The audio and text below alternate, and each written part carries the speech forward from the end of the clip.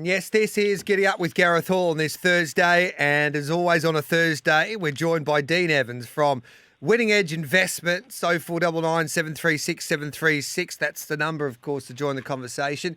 Dino, what a big weekend it is. 3 Group 1s. We start Friday night at the Valley with the Moir, the Golden Rose on Saturday in Sydney, and then, of course, the Underwood Stakes. It's a small but talented field in that Group 1 at Sandown. Plenty to look forward to this week.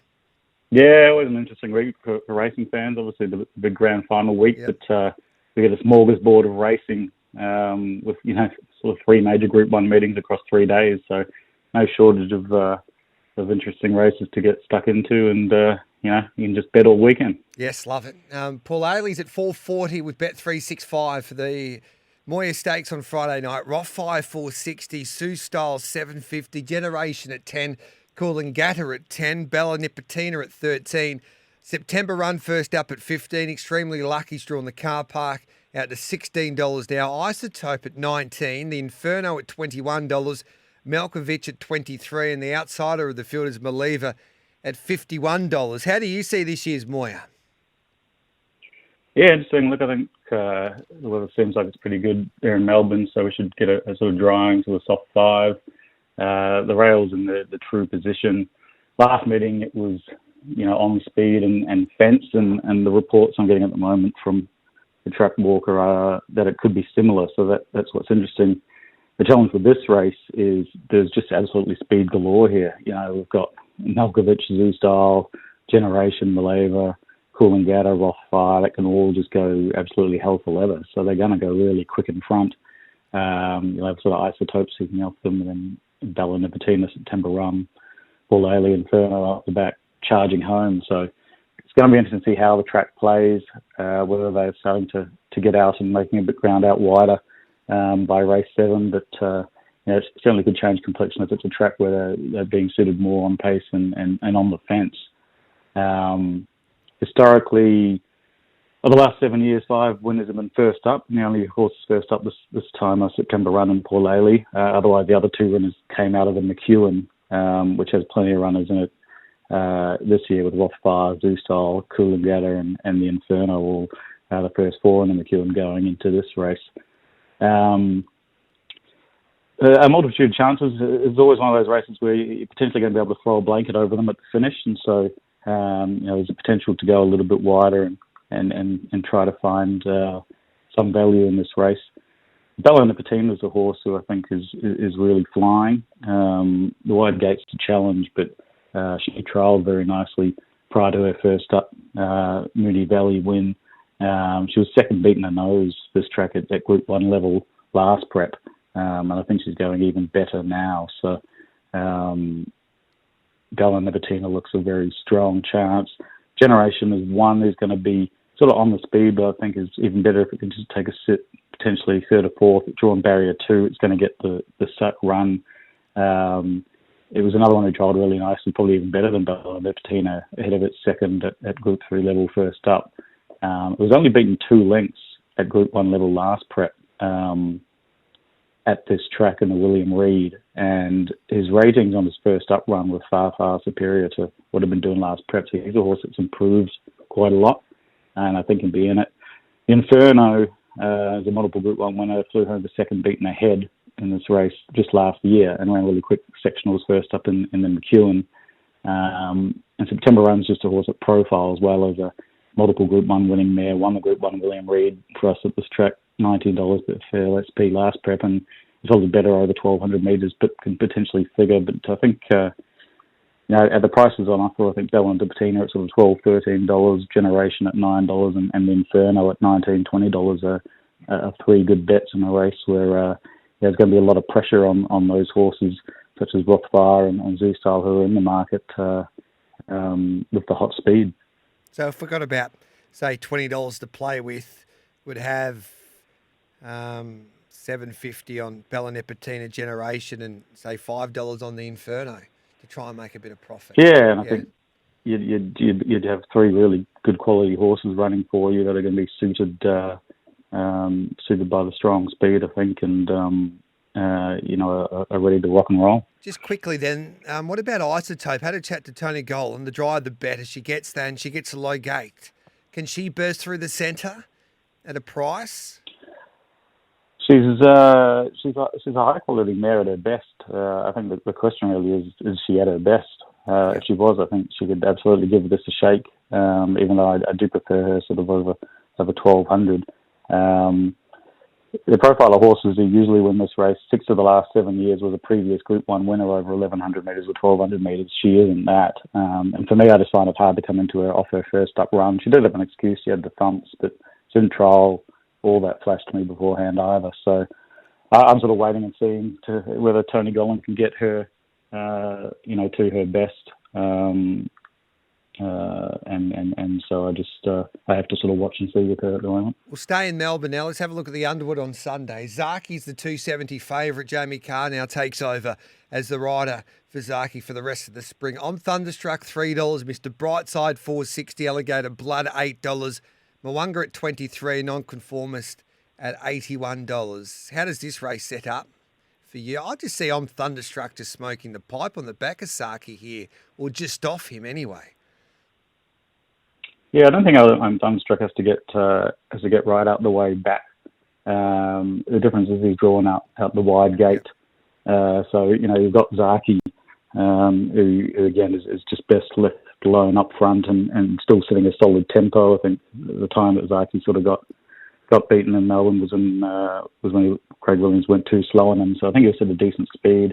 Alligator Blood obviously was so good, rated up front last start by Tim Clark, so he'll be there on the speed. I think Mr. Brightside won't want to, have them too far from his sights. So he's going to be right there on his hammer trying to slot in, potentially either outside Alligator Blood or behind him. And, I think Thunderstruck can sort of sit in fourth and get that 1-1 position, and you've got some non-conformist and Mwanga out the back. Zaki is a 3-time Group 1 winner. He won the All-Star Mile. He was good in the Tramway first up. Interesting that, Annabelle Neeson thought he wasn't quite fit enough in the George Main. I did sort of say last week that I thought he was the big risk in the George Main because he just might not have had enough time against the first up run, and then he didn't end up running it. So I think that was the right move. He's certainly the class runner, but I agree with you. I think I'm Thunderstruck is just absolutely flying. The sectionals he ran, plus 5.6 for the last 600 metres in the Memsey, and then he was just so strong again in the Maccabi Diva. It was plus 4.8 the last 600. That was the 5th quickest of the day. So he's just absolutely flying that horse. I do see it as a 2-horse race. I think Alligator Blood's going to find it a bit more challenging over 1800. And on my ratings, I just think Mr. Brightside is going to have to take a bigger leap here at Group 1 level at weight for age against those two. Moranga's probably the one who can improve a little bit as well. But I do see it as a 2-horse race. I'm with Zaki. I just think he can control the speed and prove really hard to run down, but I'd definitely be saving on Thunderstruck because I think if there's one that's going to run past Zaki, he's the one. And if Thunderstruck and Brightside, for instance, can't get close to Zaki on Sunday, then it's hard to see them turning the tables in a Cox Plate, Dino. Yeah, absolutely. I think with both of them, it's going to be interesting to see how they run out the 1800. Neither of them have really proven themselves over beyond a mile yet. I think Alligator Blood might fall a little bit short.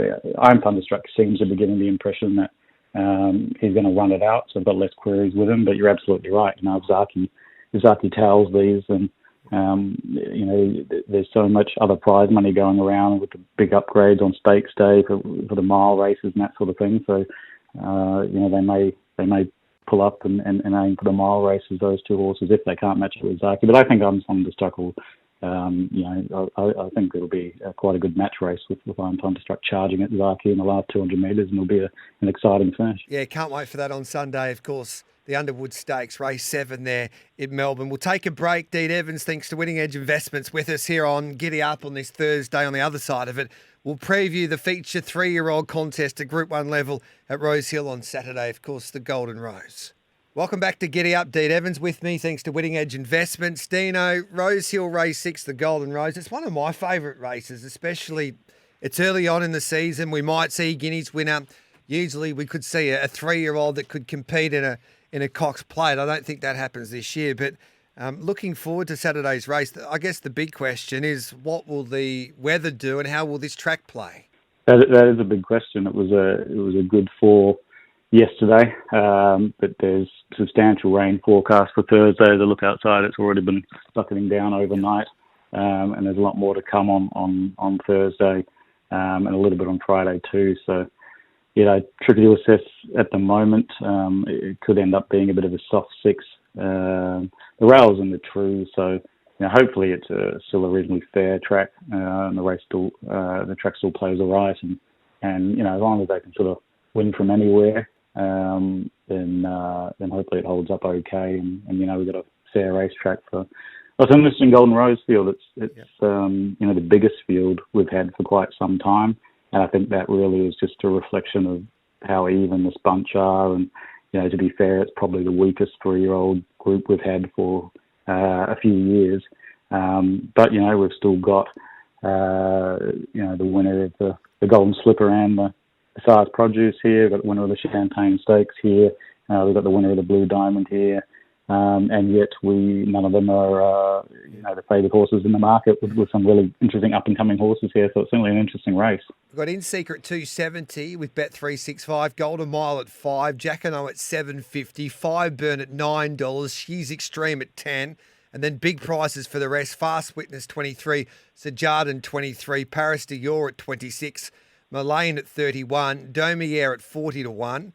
And then we go down to Prometto at $41, Sue Tiger at $41, and Political Debate $61. And then big prices for Brosnan, Sebagnac, Basquet, and Best of Bordeaux's are scratching. So that's the story there. Best of Bordeaux goes around in one of the earlier races. So who wins? And have we got any value there?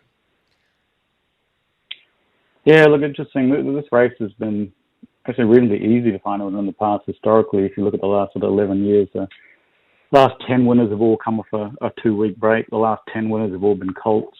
None of the last 10 winners won a back-type race as a 2-year-old. 8 of the last 10 came out of the run to the Rose in the lead-up, and they always sort of ran well in that race. And all of that points, to In Secret being the obvious. She's a quality filly. She was very dominant in winning the run to the Rose. James McDonald opts to go with her. And she certainly looks the one to beat. The one interesting thing is 16 fillies have run in the Golden Rose for 3 second placings. Are all very distant second placings, with 2 of them SPing at $4.40.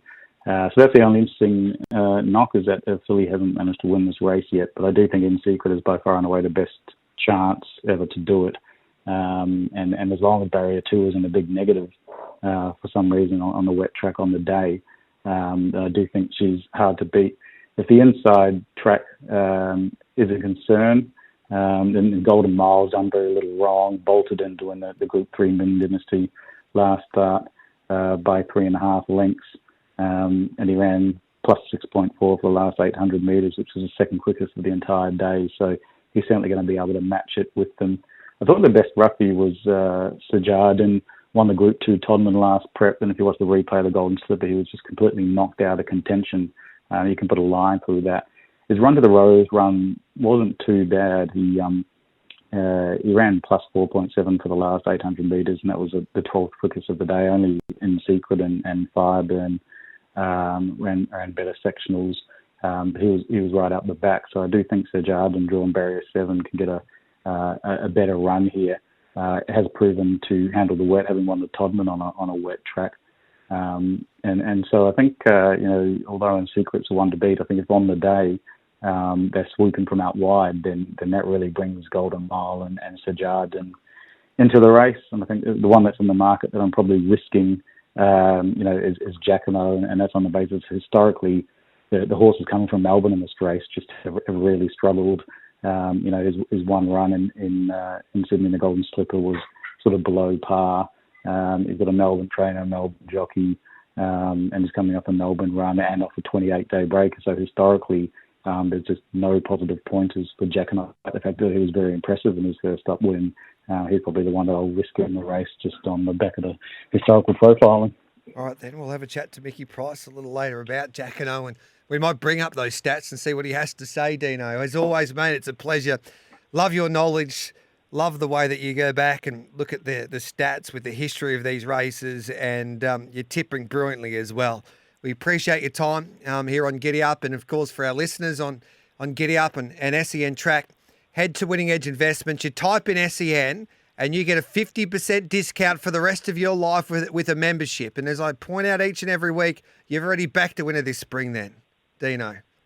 Thanks, Gareth. Appreciate it, mate. Always great chatting with you, and let's enjoy a massive, massive weekend of racing and footy. Love your work. Who are you tipping quickly in the footy? The Swans or the Cats? Mate, my old man's actually from the country Victoria region. We've always been Geelong Cat supporters. So yeah, surprisingly, I'm actually on the Cats. All right, then. Good on you, mate. Well done. Thanks, Dino. Cheers, mate. There's Dean Evans from Winning Edge Investments. Time for a quick break. It's it's quickly approaching 10 o'clock, so we'll take a break and come back with plenty more here on Giddy Up on this Thursday.